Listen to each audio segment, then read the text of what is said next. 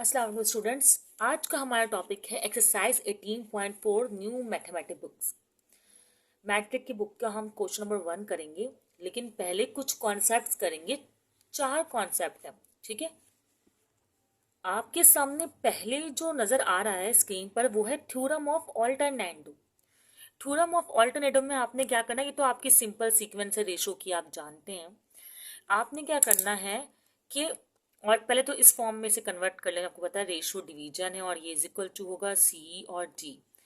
Alternative में आप क्या करते हैं, बस इसकी और इसकी जो है जगह को रिप्लेस कर देते हैं। अच्छा, इसका भी मैथमेटिकल रूल है, लेकिन अभी बस मैं आपको रूल्स याद करवा रही हूँ किसी दिन, ताकि वीडियो लॉन्ग ना हो जाए और फिर मैं इसको बता दूंगी, ठीक है। अब आपके पास किस तरह का रेशो बन जाएगा, अगर आप इस तरह करेंगे तो बी जाएगा ना वहाँ पर, तो सी की जगह बी आ जाएगा, ओके। और यहाँ पर b की जगह c आ जाएगा, तो मतलब a रेशो c और b रेशो d। तो ये आपका हो गया थ्योरम ऑफ ऑल्टरनेटिव, सही। फिर है हमारे पास थ्योरम ऑफ इंटरवेंडो। थ्योरम ऑफ इंटरवेंडो में ना मैंने ये वाली फॉर्म नहीं लिखी है, डायरेक्टली लिखा है इस तरह। बस बताना है कि थ्योरम ऑफ इंटरवेंडो क्या होता है। थ्योरम ऑफ इंटरवेंडो होता ये है कि आपको रेसिप्रोकल कर देना होता है दोनों वैल्यू को, क्योंकि मैथ का रूल है दोनों साइड कीजिए अगर करना है तो आपको बस करना है रेसिप्रोकल दोनों वैल्यूज को। मतलब बी आपके जो है वो ऊपर चल जाएगा, ए नीचे, इसी तरह डी ऊपर और सी नीचे। तो आपका इस थ्योरम का आंसर क्या बनेगा? आपका इस थ्योरम का आंसर बनेगा B ratio A double ratio D ratio C. तो ये हो गया थ्योरम ऑफ इंटरवेंडो। अब जो अगला थ्योरम है वो है हमारे पास थ्योरम ऑफ कॉम्पोनेंटो। आप इसको स्टार्ट कैसे करें, थ्योरम ऑफ कॉम्पोनेंटो क्या है ये थोड़ा समझ लेते हैं। वो तो मैंने आपको सिंपल ट्रिक से बता दिया। अच्छा, इसकी भी ट्रिक बहुत सिंपल है। आपने ना इसमें बोथ साइड ऐड करना है 1। सबसे पहला काम बोथ साइड क्या ऐड करना है, आपने 1 ऐड करना है। तो क्या होगा, अच्छा मैं आपको बता ना बी और डी नजर आ रहा होगा बुक में आपको रेशो में, तो आप दोनों साइड ऐसा थोड़ा ना कर सकते हैं कि एक साइड बी ऐड कर दें एक साइड डी ऐड कर दें। तो आपको 1 ऐड करना है। अच्छा, ये ए अपॉन बी प्लस 1 सी। अब आपको पता है तो क्या करना होता है, एलसीएम। बी यहाँ क्रॉस मल्टीप्लाई हुआ तो ये आ गया ए प्लस बी, और ये बी, ये वाला एलसीएम सबको आता है। और डी यहाँ क्रॉस मल्टीप्लाई हुआ तो ये आ गया सी प्लस डी, और ये डी। तो ये आपके पास एक तरह की कंडीशन आ गई। तो ये किस तरह कंडीशन बनेगी आपके पास, A plus B ratio B, C plus D ratio D, ठीक है। इसी पर अगर बाय यूजिंग इन्वर्टेंडो अप्लाई करेंगे तो किस तरह हो जाएगा ये, मैंने क्या किया था कि ए बी था इसको बी अपॉन ए कर दिया, और ये सी अपॉन डी था इसको डी अपॉन सी कर दिया। अब वही +1 में अप्लाई करूंगी क्योंकि मैंने बाय यूजिंग इन्वर्टेंडो अप्लाई किया। B plus 1 A D upon C plus 1, फिर वही एलसीएम बी प्लस ए, और नीचे ए ही रहेगा, डी प्लस सी, और ये सी रहेगा, और फिर आप इसको रेशो में रिप्रेजेंट कर देंगे, ठीक है। तो ये थ्योरम ऑफ कॉम्पोनेंटो हो गया नॉर्मल और इन्वर्टेंडो के साथ भी। थ्योरम ऑफ डिविडेंडो है एक, वो बिल्कुल इसकी तरह ही है, बस आपने जहां जहां प्लस का साइन है ना वहां माइनस का साइन मेंशन करना है। जैसे थ्योरम ऑफ डिविडेंडो का सॉल्यूशन भी बिल्कुल ऐसा ही है। तो इसके लिए हम अभी अपना टाइम जो है बर्बाद नहीं करते, आप उस केस को जो है याद कर लीजिएगा। इस तरह है कि जैसे ए माइनस बी हो जाएगा और ये ratio B, okay, A minus B ratio B. इसी तरह C minus D ratio D, okay. यहाँ पर भी ऐसा ही होगा, सही। A A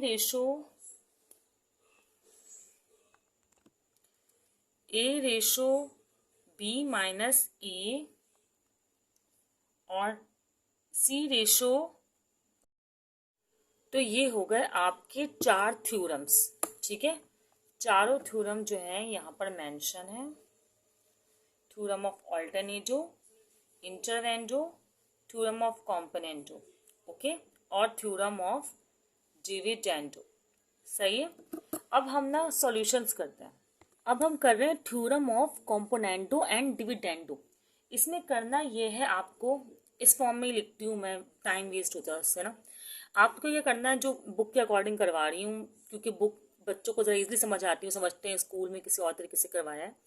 A is equal to M और B is equal to N और C is equal to P और D is equal to Q.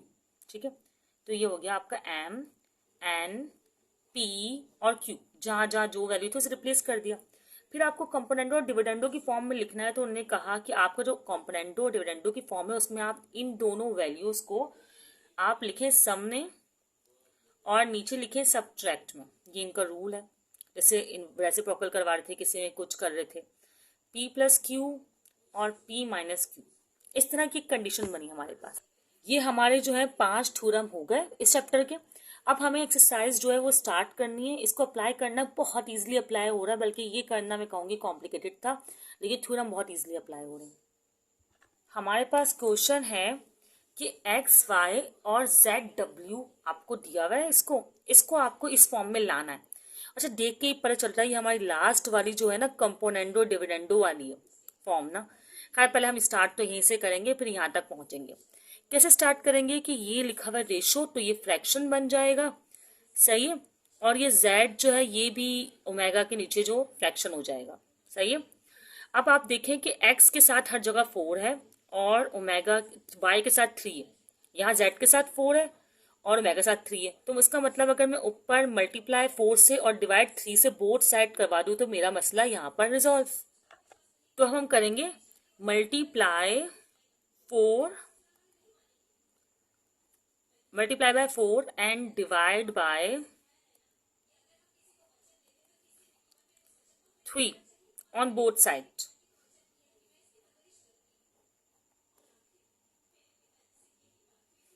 ठीक है, अच्छा अब क्या करेंगे, 4x 4y, नहीं 4x एंड 3y डिवाइड करवाया ना 3 से, और 4z और 3 ओमेगा।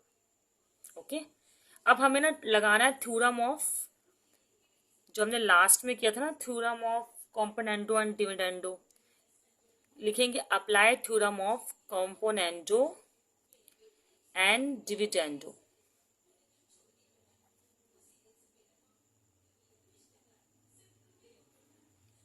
ओके, अब थ्योरम ऑफ कॉम्पोनेंडो और डिविडेंडो अप्लाई करना है। यार तिगड़ी लाइन हो गई। चलें, तो क्या करना होगा, आपको पता है कि ऊपर आपको ऐड में लिखना है इसी वैल्यू को, और नीचे आपको इसी वैल्यू को सब्ट्रैक्ट में लिखना है। इसी तरह इधर भी यही करना है। ऊपर आपने ऐड करवाना है 3 ओमेगा को, मतलब नीचे वाली वैल्यू को, और नीचे आपने सब्ट्रैक्ट। तो ये जो है आपका क्वेश्चन हमारे पास जो है, ये क्वेश्चन रिजॉल्व हो गया। ठीक है स्टूडेंट्स, अब हम कर रहे हैं question number 2।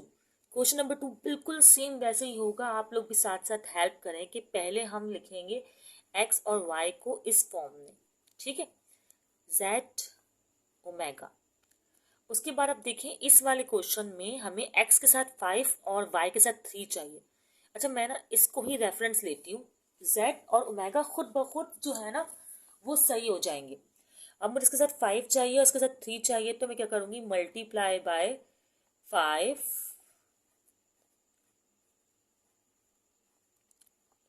And divide by 3।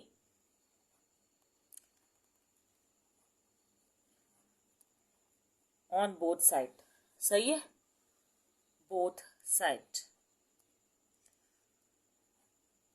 Okay, अब क्या करेंगे, ये हो गया 5x, ये हो गया 3y, ये हो जाएगा 5z, ये हो जाएगा 3 ओमेगा।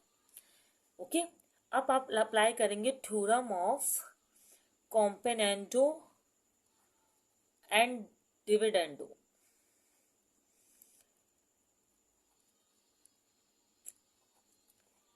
ठीक है, तो क्या होगा, ये प्लस ऊपर प्लस में लिख देंगे इन दोनों वैल्यूज को, नीचे माइनस में। यही था ना थ्योरम कि 5x प्लस 3y लिख दें और नीचे ना आप माइनस में लिख दें 5x माइनस 3y। इसी तरह 5z प्लस नहीं प्लस हाँ प्लस 3 ओमेगा लिख दें और नीचे लिख दें 5z माइनस 3 ओमेगा। अब इस क्वेश्चन में देखें, इस क्वेश्चन को अगर आप गौर करें तो इस क्वेश्चन में माइनस की वैल्यू ऊपर है प्लस के नीचे, यहाँ भी माइनस की वैल्यू ऊपर है प्लस के नीचे। तो ऐसा किस थ्योरम में हुआ था, याद है आप लोग को? अगर नहीं याद है तो इसे दोबारा देख लीजिएगा। ऐसा तो हुआ है थ्योरम इन्वर्टेंडो में, इन्वर्टेंडो में हम दोनों वैल्यू को रेसिप्रोकल कर देते थे। तो यहाँ भी हम यही कहेंगे, by applying theorem of invertendo,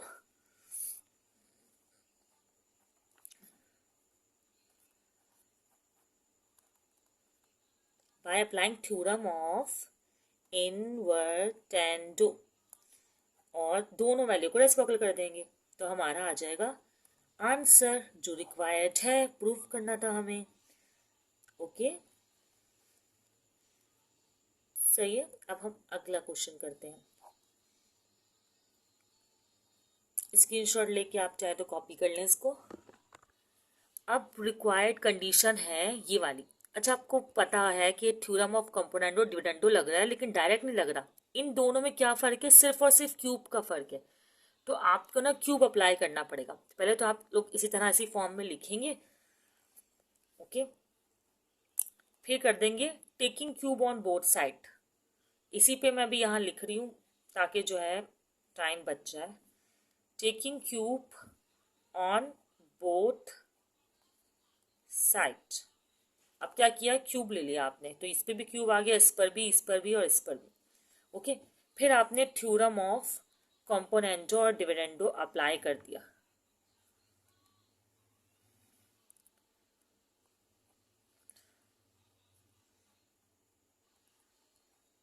okay. तो क्या हुआ, वही X cube plus Y cube और X cube minus Y cube, ऊपर प्लस में नीचे माइनस में। यहाँ भी जेड क्यूब और ये ओमेगा ऊपर चल जाएगा प्लस में और नीचे आ जाएगा माइनस में। बस सिंपली क्वेश्चन सॉल्व हो गया आपका। क्वेश्चन नंबर 3 थोड़ा शॉर्टली किया है, ओके। क्वेश्चन नंबर 4 ना आप लोग बुक में से देख लीजिएगा, मैं डायरेक्टली आंसर सॉल्व कर रही हूँ क्योंकि क्वेश्चन नंबर 1 और 2 की तरह है। मुझे बस सिंपली आपको एक बार करके दिखाना। अच्छा, करते क्या है, पहला स्टेप एक्स वाई फ्रैक्शन में और जेड और डब्ल्यू, सॉरी ओमेगा, ठीक है, इस तरह लिखते हैं। अब क्वेश्चन नंबर 4 में कहा गया है कि 3x प्लस 2y, बता देते हैं हमें किसके बराबर लाना है, इसके बराबर लाना है। 3x प्लस 2y और 3x minus 2y is equal to 3z plus 2 omega, 3z minus 2 omega, इसके बराबर लाना है, ठीक है। तो अब मेरे पास क्या है, 3 और 2 का डिफरेंस, तो मैं क्या करूँगी, multiply by 3 and divide by, थोड़ा शॉर्ट में क्वेश्चन नंबर 1 और 2 में आप इसका प्रॉपर पैटर्न देख लीजिएगा पीछे करके वीडियो, डिवाइड बाय 2, ओके। तो ये 3x हो जाएगा और ये 2y, इसी तरह इसी साइड भी ये भी करेंगे, 3z हो जाएगा और ये जाएगा 2 ओमेगा, ओके।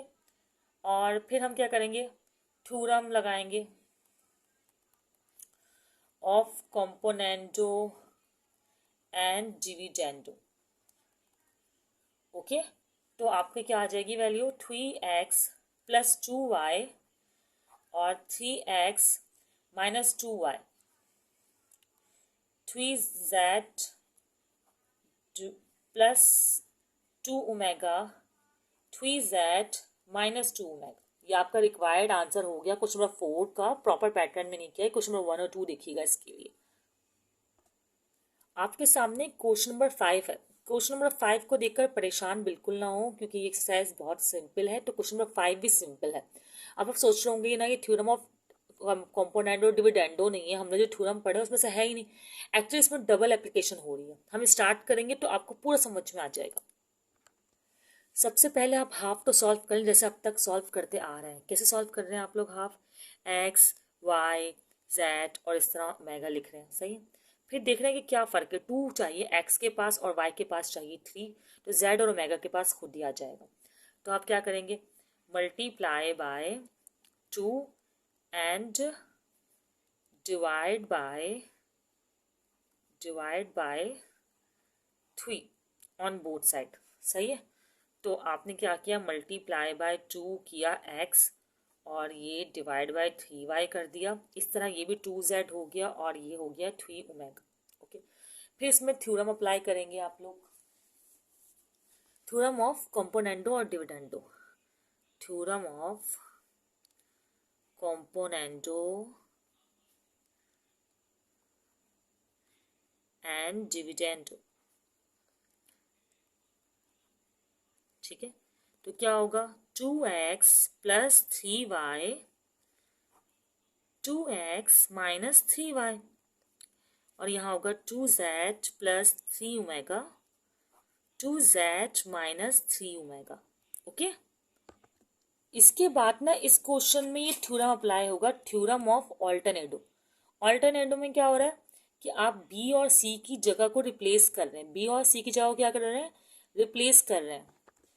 तो यहाँ भी क्या करेंगे, इसको यहाँ ले आए और इसको यहाँ ले आए, b और c की जगह को रिप्लेस कर दें।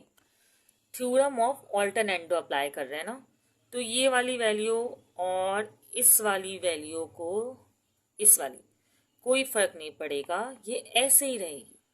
और जो यहाँ वैल्यू थी ना, जैसे ये है तो ये यहाँ आपने लिखनी है 3 ओमेगा, और जो यहाँ थी वैल्यू वो आपने यहाँ लिखनी है, ठीक है।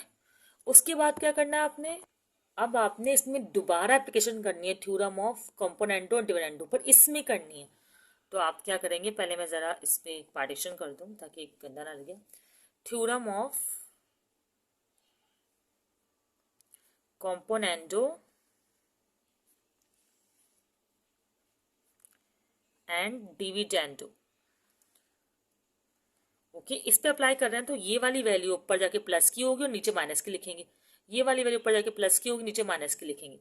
मतलब 2x प्लस 3y लिखा हुआ है, अब ये ऊपर गया प्लस में 2z प्लस 3 ओमेगा। ओके, इसी तरह नीचे लिख देंगे इसी वैल्यू को पूरा, इसी को बस साइन माइनस का लगाएंगे। अब साइन माइनस का लगाएंगे तो ब्रैकेट लगाना कंपलसरी हो गया, क्योंकि साइन का माइनस का साइन का इफेक्ट होता है, वो हमें सॉल्व करना होगा नेक्स्ट स्टेप में। अगले में 2x plus 3y, plus plus के साइन का इतना इफेक्ट नहीं होता, वो सेम रहता है, साइन चेंज नहीं होते, ठीक है।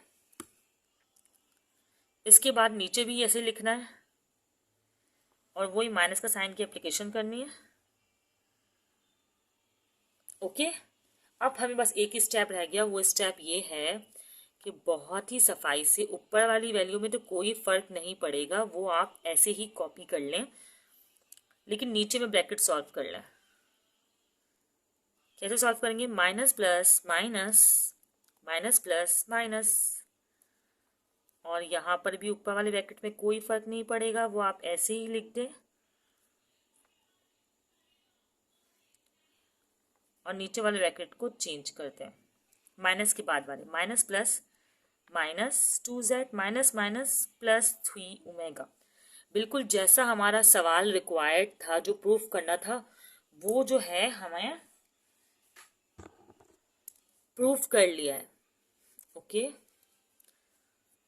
क्या है, ठीक है, ये रखो हमारा आंसर, रिक्वायर्ड आंसर। यहाँ पर क्वेश्चन नंबर 1 मुकम्मल हो गया है हमारा, जिसके 5 पार्ट थे। अब यहाँ तक हमने एक्सरसाइज 18.4 का क्वेश्चन नंबर 1 तो कर लिया है।